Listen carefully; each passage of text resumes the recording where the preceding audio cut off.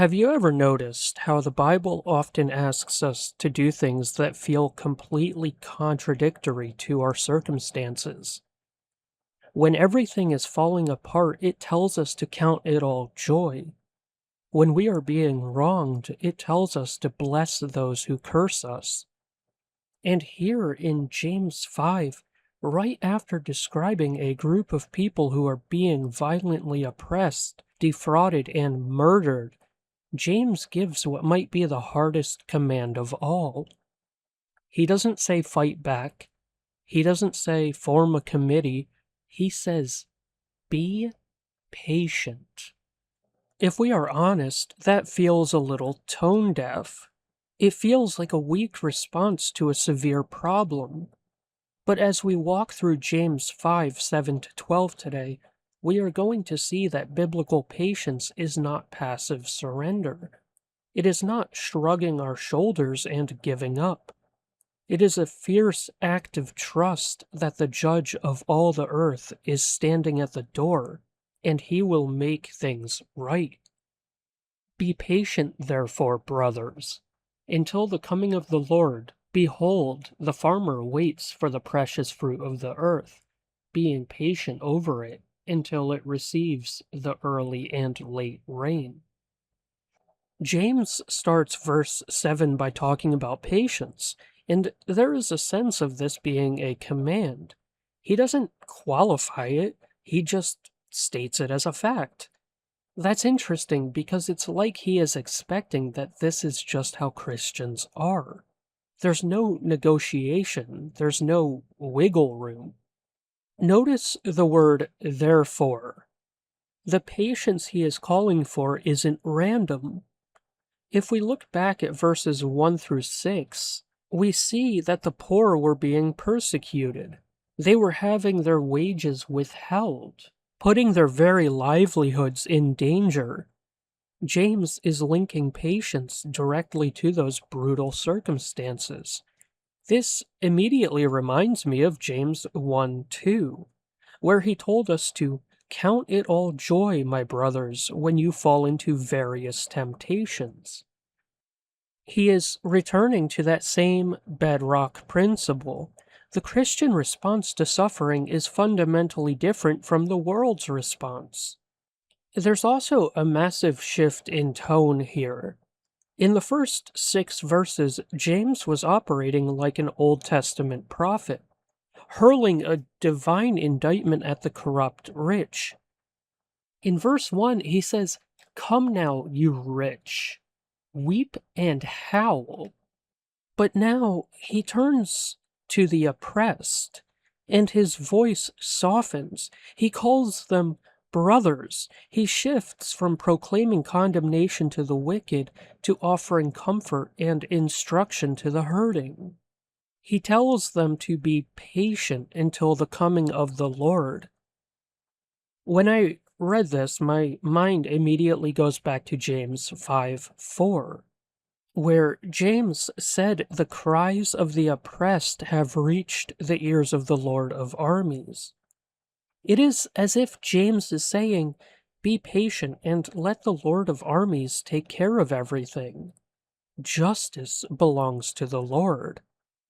Despite your struggles, despite the fraud and the oppression, he knows, he hears, and he will repay.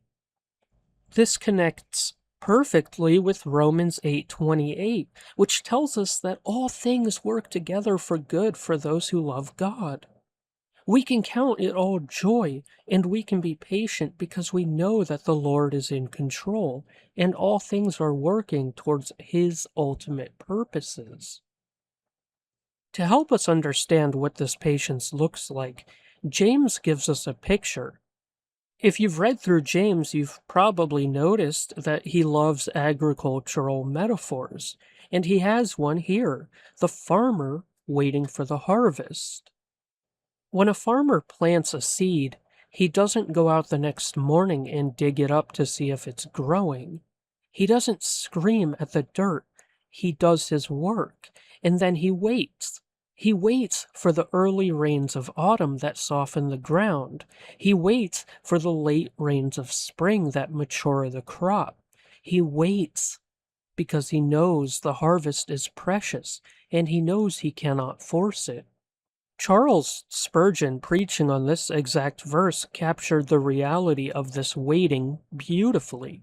He said, he waits depending on things out of his own power, with his eye on the heavens. He waits despite changing circumstances and many uncertainties. He waits because he really has no other option. This is what James is calling us to, a patience that keeps its eyes on the heavens, knowing that the harvest is coming, even if we cannot control the weather right now. You also be patient, establish your hearts, for the coming of the Lord is at hand. James repeats the command to be patient, but he adds a new phrase, establish your hearts. To be honest, at first I wasn't really sure what establish your hearts meant in this context. But after looking at the Greek and reading how commentators handle this, I think James is telling us to hold fast to the faith. To establish your heart means to make it firm, to prop it up, to anchor it so deeply in the promises of God that the storms of life cannot blow it over.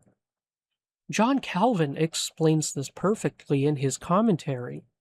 He notes that the delay of justice often makes us feel weak and delicate. But we must fight that softness.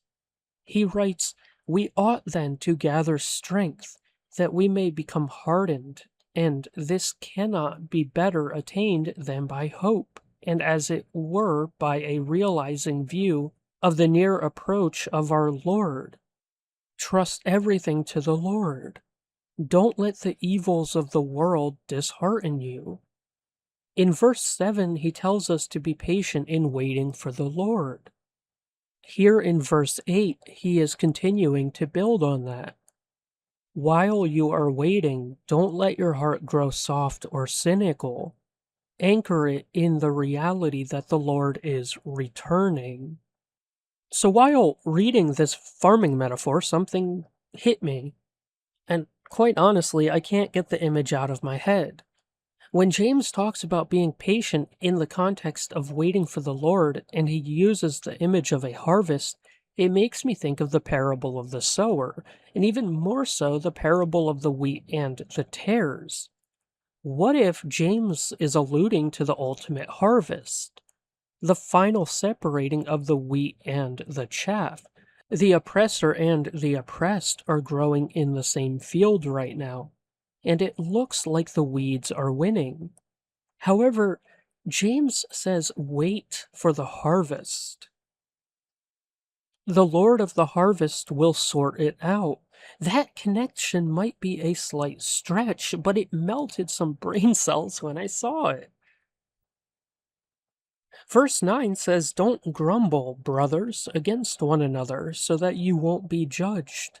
Behold, the judge stands at the door.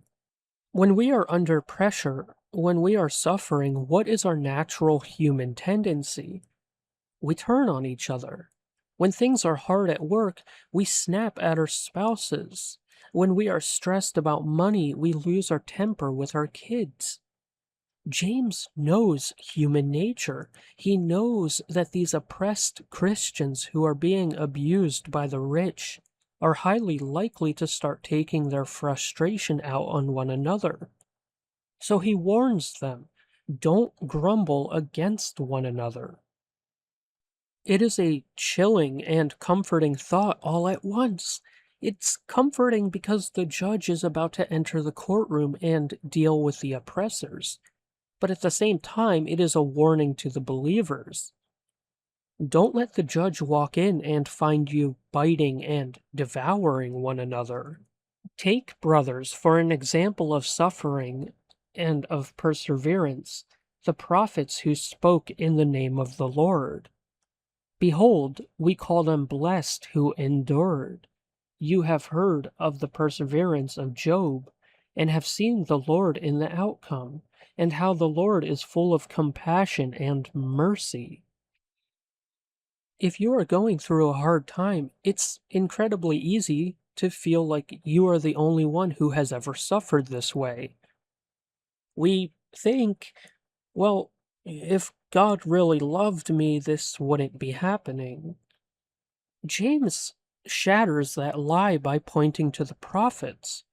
These were men who spoke directly for God, men who were undeniably in the center of God's will. And what was their reward on earth? Suffering, rejection, persecution. James says, look at them. They suffered and they persevered. You are in good company. Then he brings up the ultimate example of suffering, Job. You have heard of the perseverance of Job and have seen the Lord in the outcome. We often talk about the patience of Job, but perseverance or endurance is a better word. Job wasn't perfectly calm. He grieved, he questioned, he argued with his friends, and he even demanded an audience with God. However, he never walked away. He endured. And look at what James focuses on. He doesn't just focus on Job's suffering. He focuses on the Lord in the outcome. So what was the outcome? That God is full of compassion and mercy. When you are in the middle of chapter 3 of Job, it doesn't look like God is full of mercy. But when you get to chapter 42, the picture is complete. Matthew Henry discusses this in his commentary. God brought about things in Job's case so as plainly to prove that he is very pitiful and of tender mercy. This did not appear during his troubles, but was seen in the event, and believers now will find a happy end to their trials. We have to view our current suffering through the lens of the final outcome. The story isn't over yet. But above all things, my brothers, don't swear, not by heaven, or by the earth, or by any other oath, but let your yes be yes, and your no, no, so that you don't fall into hypocrisy. At first glance, this verse feels like it dropped out of nowhere. We were just talking about Job and suffering and patience. Suddenly, James is talking about not swearing oaths. But once you understand what was actually happening in the first century, this actually makes complete sense. In James's day, the Jewish practice of oath-taking had become an elaborate system of evasion. The idea was that an oath was only truly binding if God's name was directly invoked. So if you swore by heaven or by the earth, or by Jerusalem, you had technically left yourself a loophole. God wasn't a party to the oath, so you weren't technically bound by it. What had started as a way of honoring God's name had degenerated into a tool for appearing trustworthy while actually reserving the right to lie. Jesus actually addressed this exact problem in the Sermon on the Mount in Matthew 5:33-37, using language so similar to James 5:12 that the two passages are clearly drawing from the same well. Both say, don't swear by heaven or earth. Let your yes be yes, and your no be no. James is not primarily talking about rash promises made under pressure, although that is a real temptation when suffering. He is talking about something deeper, the integrity of your speech as a whole. The point is that a Christian's word should be so consistently trustworthy that an oath adds nothing. You should not need to invoke heaven to get people to believe you. Your character should be the guarantee. And this is why the above all matters. James has been talking about the tongue throughout this entire letter. In James chapter 1, chapter 3, and chapter 4, the tongue is the recurring problem. And here at the close of the letter, he gives what one commentator calls a capstone. Don't use your words to manipulate, to evade, or to appear more trustworthy than you actually are. Under suffering, the temptation to use speech as a tool of self-preservation is real. James says, resist it. Speak plainly. Be the kind of person whose yes means yes. If I'm being honest, I had a really hard time differentiating the points as I got to the end of this passage. It kind of feels like James is essentially just going back over everything that he has taught in this letter and wrapping it up tightly.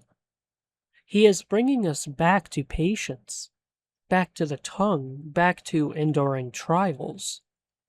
He is reminding us that the Christian life is not about finding the easiest path through the world. It is about planting your feet, establishing your heart, and waiting for the Lord of the harvest. The rain will come. The judge is at the door. The outcome is in his hands, and his hands are full of mercy.